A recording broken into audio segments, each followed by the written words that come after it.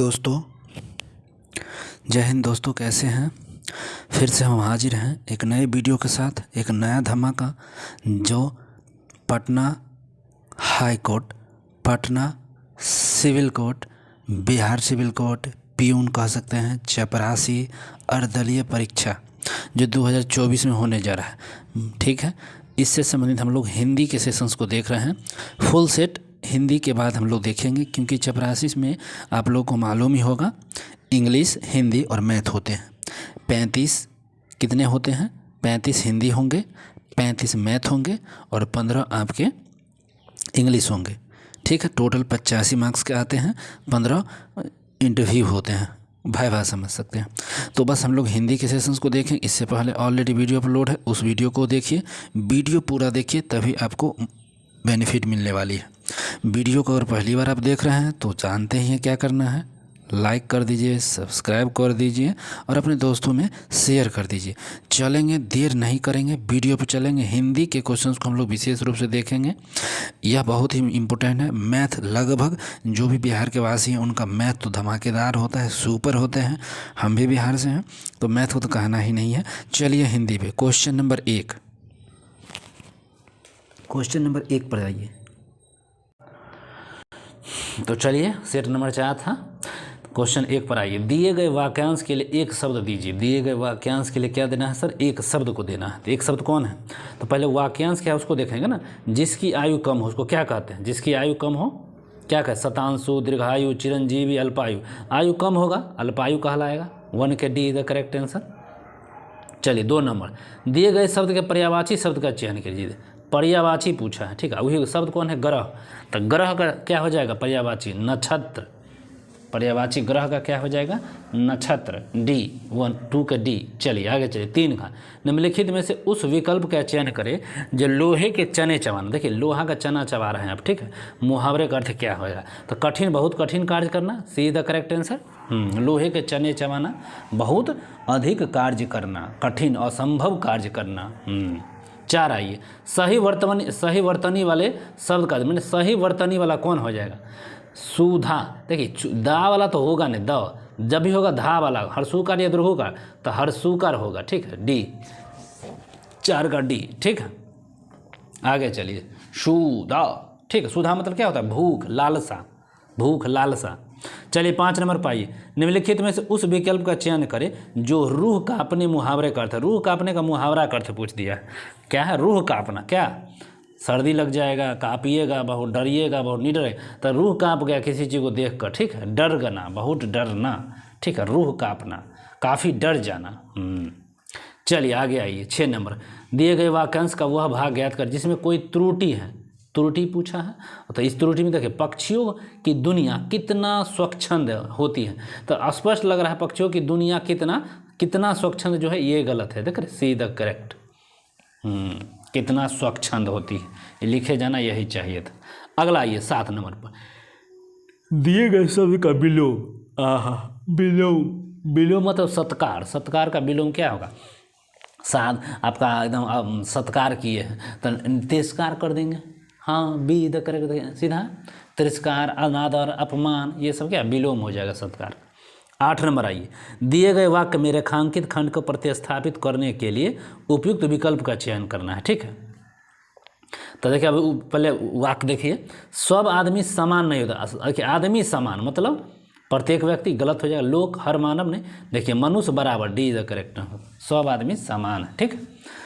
तो आदमी का पर्यायवाची शब्द होता है मनुष्य, जिससे इसे प्रतिस्थापित किया जा सकता है, ठीक है। आगे चलिए 9 नंबर। 9 में क्या है? आकाश में बादल छाए हुए। तो बादल में पूछा है, काले शब्द उसका पर्यायवाची पूछा है। तो बादल का पर्यायवाची शब्द पूछा है, नहीं है। क्या है? नहीं है। तो जलधर है, मेघ है बादल से ही, और पयोधर भी है। वाग देवी नहीं है, वाग देवी नहीं है, ठीक है। इसका पर्यायवाची वाग देवी नहीं होगा। बादल का पर्यायवाची तो मेघ, नीरद, पयोदी, पयोधर और सारंग और जलधर, ये सब बादल का पर्यायवाची होता है। आगे चलिए 10 नंबर, सही वर्तनी वाले शब्द का चयन करें। सही वर्तनी वाले शब्द का चयन करना है। देखिए सही वर्तनी वाला, तो संन्यास, ये तो लग रहा है, लेकिन संन्यास देखिए ये तो गया, और शनि ये तो और गया। तो संन्यास देखिए स्वपन श्वसन आधा गो 9 या करिया संन्यास, डी द करेक्ट आंसर हो जाएगा। चलिए ये भी गलत हो गया। तो ठीक है 10 का जो डी है ना ये सही हो जाएगा हम लोग का। अब 11 पाइए सर, जो इंद्रियों की पहुंच से बाहर हो, मतलब आपका जो इंद्रिय का केंद्र इंद्रिय जो है उसके भी पहुंच से बाहर हो, उस वाक्यांश के लिए पूछा कि क्या हो जाएगा। तो देखिए इंद्रिय अतीत, इंद्रिय निग्रह, एकेंद्रिक या इंद्रियजीत, क्या होगा? तो इंद्रिय अतीत हो जाएंगे, इंद्रिय ए, 11 का ए। चलिए 12 पर 12 नंबर प्रश्न, अंधेरी रातों वाला पखवाड़ा वाक्यांश के लिए उपयुक्त शब्द है। अंधेरी रातों वाला पखवाड़ा वाक्यांश के लिए उपयुक्त शब्द पूछ दिया है। अमावस्या, शुक्ल पक्ष, कृष्ण पक्ष या मलमास। अंधेरी रातों वाला पखवाड़ा क्या कहलाता है सर? तो क्या जानवे करते हैं, सबको मालूम है कृष्ण पक्ष होता है अंधेरी रातों वाला। ठीक जी, ठीक है तो कृष्ण पक्ष हो जाएगा। आगे चलिए 13। तो 12 का क्या था सर? कृष्ण पक्ष। ठीक है, जो अमावस्या और पूर्णिमा के बीच के भाग को हम शुक्ल पक्ष कहते हैं। पसीने से उत्पन्न होने वाला वाक्य जो होता है ना, इस वाक्य के लिए कौन सा था? तो स्वेजेद होगा। तो ये 12 का था। चलिए आगे 13 पर, निम्नलिखित में से कौन सा विलोम युग्म सही नहीं है? विलोम है और सही नहीं पूछा। तो क्रय खरीदिए बेचिए, ठीक है ये तो सही है सर। जय पराजय, जय हो गया पराजय भी होगा, ठीक। एकत्र है और विकीर्ण है, एकत्र है और विकीर्ण, ये दोनों क्या आपको लग रहा है? ये तो सही लग रहा है, ठीक। आहार विहार ये गलत हो जाएगा सर, ठीक, हम लोग को मिल गया।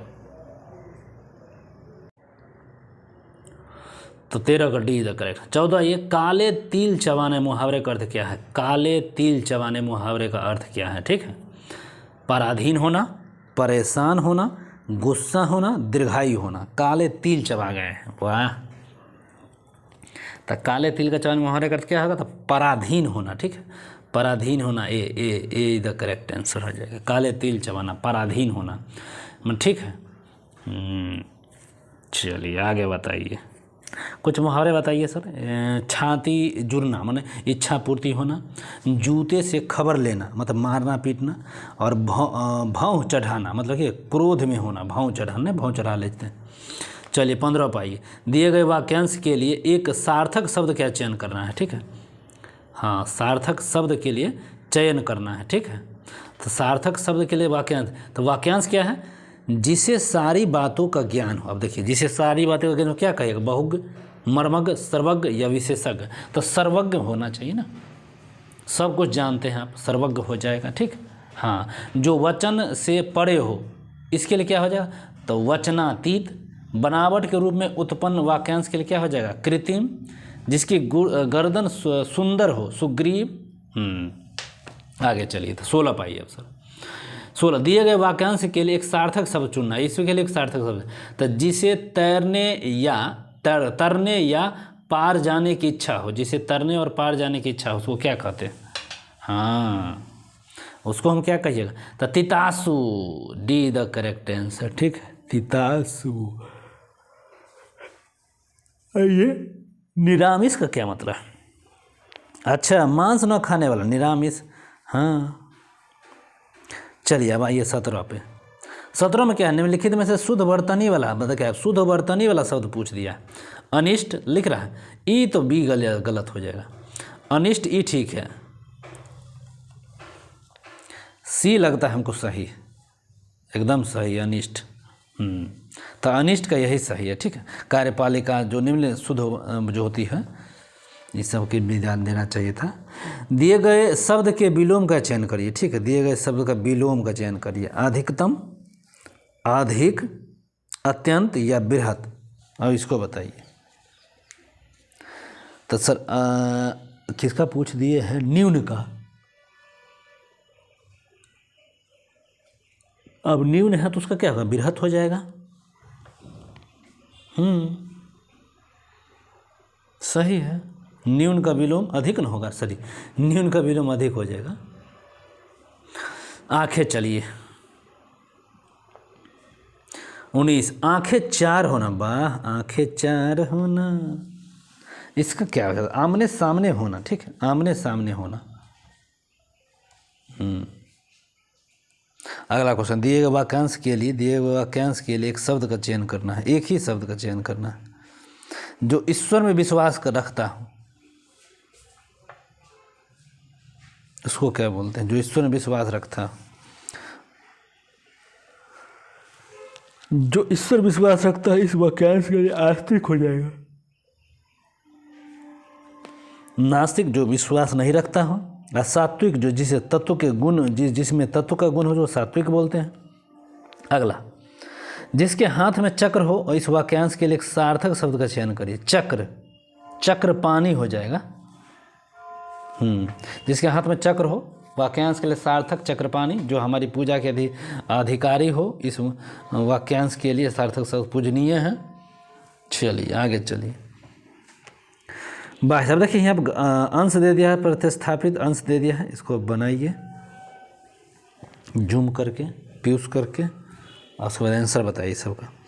चलिए हम बोलते चलते हैं, आंसर आप लोग हम बता देते हैं। दिए गए वाक्यांश काले अंक को प्रतिस्थापित करने के लिए सर्वाधिक उपयुक्त विकल्प का चयन करें। तो ज्ञान है, शिक्षा है, बुद्धि है, और इसमें भी दीक्षा है। तो किसका उपयुक्त विकल्प था इसमें?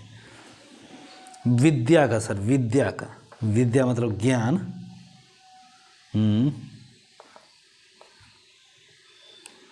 चलिए, तो विद्या मतलब ज्ञान हो जाएगा ना, ये द करेक्ट आंसर।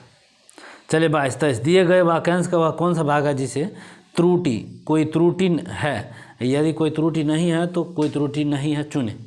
तो कौन नहीं है? कोयला 1 कुकू सुनकर 2 मेरी नींद खुल गई, इसमें कौन सा है बताइए? तो इसमें हो जाएगा सर कुकू, कुकू को छोड़कर, ठीक है, 2 नंबर आंसर कुकू। बहुत अच्छा। अगला आइए सर। हाँ 24 क्वेश्चन पर सर आइए। दिए गए शब्द के समानार्थी शब्द का चयन करना। जो समान शब्द है उसको चयन करना है। जैसे समानार्थी देखिए, शैलसुता, ब्राह्मी, कलिका और पद्मा। बताइए क्या हो जाएगा सर? तो इसमें हो जाएगा सर क्या? तो देखिए पद्मा हो जाएगा, पद्मा। ये पद्मा जो है ना, ये लक्ष्मी के समानार्थक, ठीक है। लक्ष्मी का अन्य पर्यायवाची जन्म करते हैं, कमला, रमा, सुंदरी, समुद्रुजा, हरिप्रिया, तो ऐसा कुछ। अब आगे चलिए। अब देखिए यहाँ गद्यांश आपको पढ़ना पड़ेगा, ठीक है। अब मैं पढ़ देता हूँ पूरा गद्यांश, एक बार सुनेंगे। जिज्ञासा मनुष्य की एक डैश प्रवृत्ति है और आनंद प्राप्ति उनकी स्वाभाविक और डैश है। जोड़ जोड़ से घोर और मनुष्य ने भी अपने दोनों प्रवृत्तियाँ स्वाभाविक और जन्मजात है, इनका संतोषजनक, ठीक है। 4 न होने पर मनुष्य में एक और लहर थी 5 का 5 और होती डैश होती उत्पन्न होती और दूसरी और भय, निराशा, अवसाद, ठीक है। अब इसके क्वेश्चन पाइए। गद्यांश क्वेश्चन 25 नंबर। गद्यांश के रिक्त स्थान ए के तरफ। तो गद्यांश के रिक्त स्थान 2 के लिए सर्वाधिक उपयुक्त शब्द कौन सा है? कामना, आवृत्ति, निवृष्टि, जिज्ञासा। 26 का। तो इसका सर हो जाएगा कितना आंसर? 1। गद्यांश रिक्त 2 के सर्वाधिक उपयुक्त शब्द कौन से हो जाएंगे? तो इसका करेक्ट आंसर हो जाएगा कामना, ठीक है। 26 के। 27 देखिए, गद्यांश के रिक्त स्थान 3 के लिए सर्वाधिक उपयुक्त शब्द कौन सा है? तो 3 के लिए कौन सा हो जाएगा? देखिए दिए गए वाक्यांश में सच्चाई पद का जो समानार्थिक शब्द पूछा गया है, समानार्थिक होगा, और वास्तविक शब्द को सच्चाई काल के साथ में प्रतिपादक करने के पश्चात दिया गया था, ठीक है। आगे चलिए 25 नंबर पाइए। 25 तो हो ही गया, गद्यांश ऐसा वाला जो कर गए हैं। इसका हो जाएगा भौतिकवादी। भौतिकवादी क्या हो जाएगा? भौतिकवादी। चलिए 28 में। गद्यांश के किस स्थान 4 के लिए सर्वाधिक उपयुक्त शब्द होते हैं? तो गद्यांश के किस लेटर के लिए साथ 4 के लिए उपयुक्त पूछ दिया? तो गद्यांश के रिक्त स्थान 4 के लिए सर्वाधिक उपयुक्त शब्द समन है। समन शब्द है। चलिए अब 28 का इसका आंसर बता दीजिए। ठीक है, तो ए हो जाएगा आस्था। ठीक है, 29 देखिए, 29 में भी देखिए सर यहाँ पर क्या दिया हुआ, उचित विकल्प दिया है, गद्यांश को इसमें पढ़ना है। समाज में पाठशाला, स्कूल और शिक्षा की दूसरी का पढ़ाई की कोई कमी नहीं है। छोटे छोटे से बच्चों को माँ बाप स्कूल भेजने के जल्दी चक्कर में 2 साल के बच्चे को भी स्कूल में बिठाकर आ जाना का आग्रह भी कर घर वालों में बना हुआ है। इसके विपरीत हर घर की दूसरी सच्चाई भी यह भी है कि कोई भी माँ बाप पलकों से नहीं गिरा रहा। आगे चलिए, छोटे छोटे बच्चों को माँ स्कूल भेजने की जल्दी करते हैं और 2-2.5 साल बच्चे को भी स्कूल में बिठाकर आ जाने का आग्रह कर घर पहुँचवाना देता है। इसके विपरीत हर घर की दूसरी सच्चाई यह भी है कि कोई भी माँ बाप बालकों के बारे में और बालकियों के बारे में नहीं, बालकों के बारे में यहाँ दिया हुआ है। और आगे पढ़ते हैं सर, बालकों का सही शिक्षा के बारे में और साथ में ही सच्चा और अच्छा माता पिता अथवा अभिभावक होने का शिक्षण कभी भी नहीं प्राप्त करता। माता पिता बनने के लिए पहले किसी भी नौजवान जोड़े को यह नहीं दिखाया जाता था कि माँ बाप के बनने का अर्थ क्या है। इससे पहले कि किसी भी जोड़े को यह भी नहीं सिखाया जाता है कि अच्छे और सच्चे दाम्पत्य की शुरुआत कैसे की जानी। पति पत्नी होने के अर्थ क्या है कि यह भी कोई नहीं बताता है। ठीक है, परिणाम साफ है और जीवन शुरू करने से पहले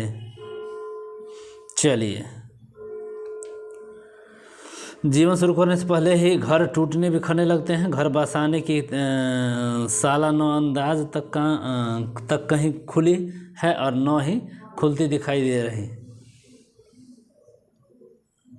चलिए अनदेखी दिखाई दे रही प्रति सजग। ठीक है, अब आ जाइए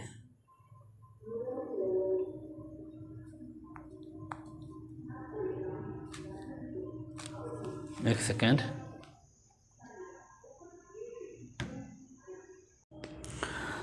तीस का गद्यांश था, आप लोग इसको पॉज करके 1 से 2 बार पढ़िए पूरा, तभी जवाब इसको दे पाइएगा। चलिए अब यहाँ से जवाब आप लीजिए आंसर।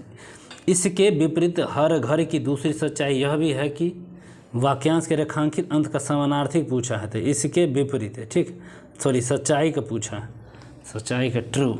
ठीक है, तो इस वाक्य में जो सच्चाई पद का समानार्थिक शब्द जो वास्तविक होगा और अवास्तविकता शब्द को सच्चाई के समान रख दिया गया था। ठीक, चलिए आगे।